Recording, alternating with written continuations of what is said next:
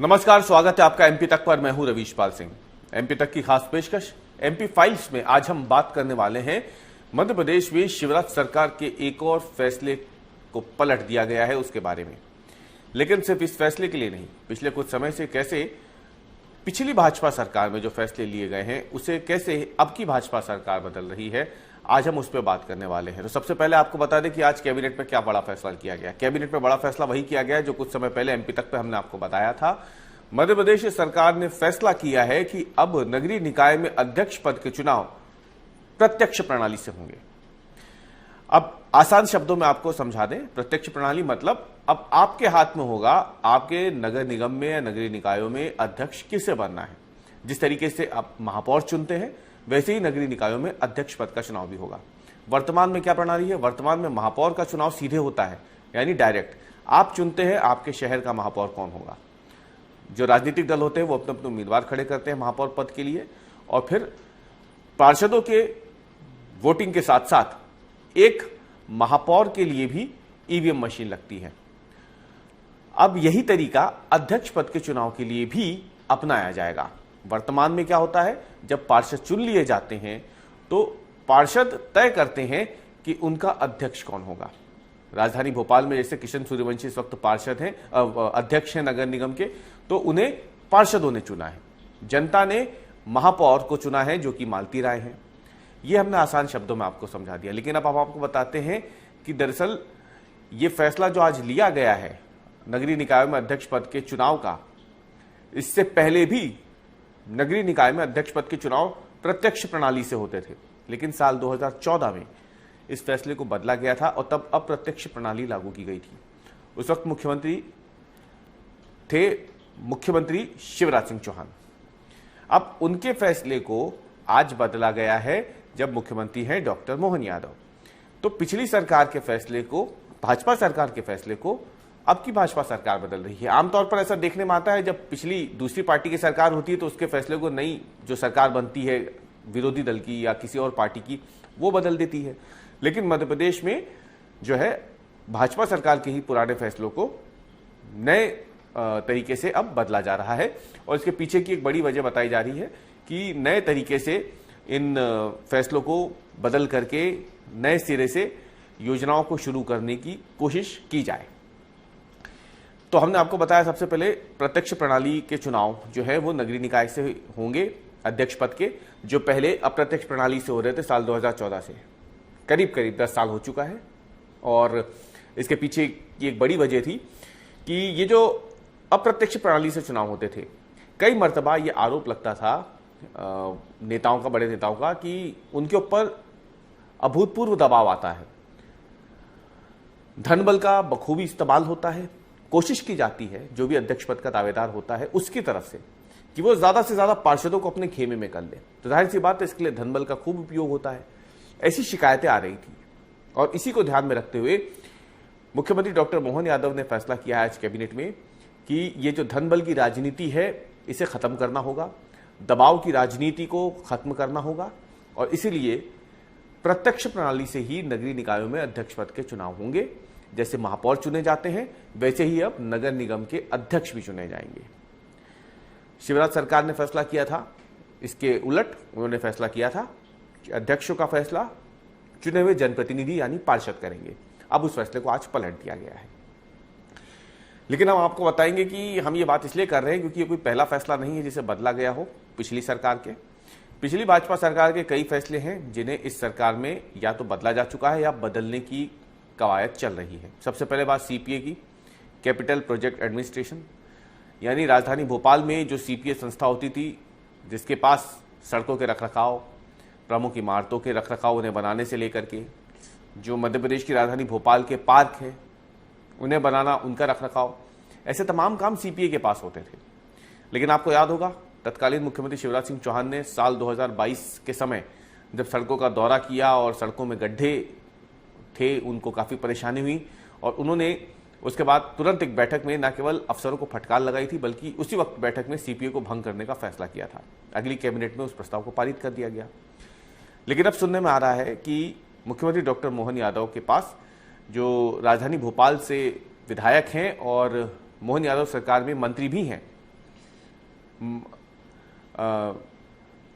जिनकी अगर हम बात करें तो उन्होंने ये चिट्ठी दी है मुख्यमंत्री डॉक्टर मोहन यादव को कि जो सीपीए है उसे दोबारा बहाल किया जाए। हम बात कर रहे हैं कृष्णा गौर की, जो कि मोहन यादव सरकार में मंत्री हैं। उनका यह सब मानना है कि सीपीए भंग होने की वजह से राजधानी भोपाल में विकास के कई कार्य जो हैं या तो वो रुके पड़े हैं, और अगर हो भी गए हैं तो उनकी ठीक ठाक रखरखाव नहीं हो पा रही है, क्योंकि सीपीए के पास जो काम था सिर्फ राजधानी भोपाल को ही जिसे देखने का काम था वो भंग हो गया है। तो इससे अब दिक्कतें आ रही है। जो जानकारी हमें मिल रही है उसके मुताबिक सीपीए को जो है सड़कें और पार्क इनके अधीन होती थी, और इनकी खस्ता हाल देखते हुए शिवराज सिंह चौहान ने उसे भंग किया था। लेकिन उसके बाद से मुख्यमंत्री डॉक्टर मोहन यादव को कई विधायकों ने, कृष्णा गौर का नाम हम इसलिए कह रहे हैं क्योंकि वो मंत्री भी हैं, लेकिन राजधानी भोपाल के दूसरे भी विधायक हैं जिन्होंने मुख्यमंत्री डॉक्टर मोहन यादव से मांग की है कि सीपीए को दोबारा बहाल किया जाए, ताकि राजधानी भोपाल के लिए जो काम सीपीए पहले कर रहा था उसे और बेहतर तरीके से एक नए स्वरूप में वो अंजाम दे सके। दूसरी बात यह है कि राजधानी भोपाल और इंदौर और भोपाल को मेट्रोपॉलिटन अथॉरिटी में भी बदला गया है, और इसके बाद सीपीए जैसी संस्था का महत्व पहले से कहीं ज्यादा बढ़ गया है। अब मेट्रोपॉलिटन अथॉरिटी जो है वो राजधानी भोपाल समेत आसपास के सभी जिलों को मिला करके एक बड़ा मेट्रोपॉलिटन एरिया बनेगा। अब इसके लिए एक अलग से ये बोर्ड होगा ही, लेकिन सीपीए का महत्व इसमें बढ़ जाएगा। संभावना ये है कि सीपीए नए स्वरूप के साथ मेट्रोपॉलिटन अथॉरिटी के लिए काम करे। तो ऐसे में माना जा रहा है कि यह भी एक पुराना फैसला था तत्कालीन मुख्यमंत्री शिवराज सिंह चौहान का, जिसे बदला जा सकता है। संभावना प्रबल है। तीसरी बात, ऐसा कौन सा फैसला था जिसे बदला गया? तो आपको बता दें कि जब मुख्यमंत्री शिवराज सिंह चौहान थे तो उस वक्त सीएम राइज स्कूलों की परिकल्पना उन्होंने की थी। इसके तहत मध्य प्रदेश के शासकीय स्कूलों को प्राइवेट स्कूलों की ही तर्ज पर विकसित करने के लिए और प्राइवेट स्कूलों की ही तरह वहां पे सुविधाएं देने की बात हुई थी, जिसमें स्कूल बस से लेकर के लैब और तमाम दूसरी चीजें, स्विमिंग पूल हो, प्राइवेट स्कूलों की तरह ही सरकारी स्कूल भी हो। और इसके लिए हर जिले में एक जो सीएम राइज स्कूल है उसे बनाने की योजना शुरू हुई। राजधानी भोपाल समेत हर जिला मुख्यालय पे सीएम राइज स्कूल बने हुए हैं। लेकिन जब 2023 में मध्य प्रदेश में सरकार बदलती है, मुख्यमंत्री का चेहरा बदलता है, तो फिर सीएम राइज स्कूलों का नाम भी बदल जाता है। मुख्यमंत्री डॉक्टर मोहन यादव ने कार्यक्रम के दौरान इनका नाम सांदीपनी विद्यालय करने का फैसला किया, और इसके पीछे की एक बड़ी वजह थी कि महर्षि सांदीपनी जिनके शिष्य थे भगवान श्री कृष्ण, तो उन्हें ध्यान में रखते हुए सीएम राइज स्कूलों का नाम बदला गया, और अब वो मध्य प्रदेश में महर्षि सांदीपनी विद्यालय कहलाते हैं। यानी सुविधाएं सब प्राइवेट स्कूलों जैसी ही वही सब सुविधाएं होंगी जो सीएम राइज स्कूलों की कल्पना के समय सोची गई थी, लेकिन नाम सीएम राइज से बदल के महर्षि सांदीपनी विद्यालय किया गया। वजह बताई गई कि सीएम राइज अंग्रेजी नाम लगता है, महर्षि सांदीपनी भारत की अपनी जो प्राचीन शिक्षा पद्धति है उससे जुड़ा हुआ नाम है। अंतिम हम आपको बता देते हैं एक और ऐसा कौन सा फैसला है जिसे बदला गया है, जो कि लिया तो गया था तत्कालीन मुख्यमंत्री शिवराज सिंह चौहान के समय में, लेकिन वर्तमान मुख्यमंत्री डॉक्टर मोहन यादव ने उस फैसले को अब पलट दिया है। तो इसमें बीआरटीएस कॉरिडोर का नाम सबसे ऊपर आएगा। आपको मालूम हो कि राजधानी भोपाल और प्रदेश की आर्थिक राजधानी इंदौर, ये दो शहर हैं जहां पर बीआरटीएस बनाए गए थे। मुख्यमंत्री तब शिवराज सिंह चौहान थे, और जिस तरीके से दिल्ली, अहमदाबाद समेत कई बड़े मेट्रो शहरों में बीआरटीएस बनाए गए थे, उसी को ध्यान में रखते हुए भोपाल और इंदौर में भी बीआरटीएस बनाए गए। लेकिन बीआरटीएस से जुड़ी हुई कई समस्याएं लगातार सामने आ रही थी। खासतौर से भोपाल में बीआरटीएस की वजह से लंबा जाम लगने की शिकायतें लगातार लोगों को प्राप्त हो रही थी। कहा यह जा रहा था कि भोपाल में जो बीआरटीएस बना है उसका इस्तेमाल पब्लिक ट्रांसपोर्ट ना के बराबर करते हैं, लेकिन इसकी वजह से बाकी जो निजी गाड़ियां हैं उन्हें घंटों जाम में फंसना पड़ता है।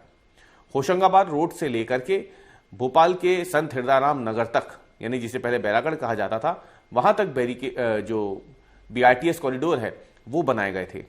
इंदौर में भी बीआरटीएस कॉरिडोर जो है वो विजयनगर से शुरू होकर के अगर हम देखें तो जो इंदौर के तमाम बड़े चौक चौराहे हैं वहां से होते हुए गुजरते हुए वो जो आखिरी में खंडवा रोड पड़ती थी वहां तक जाता था।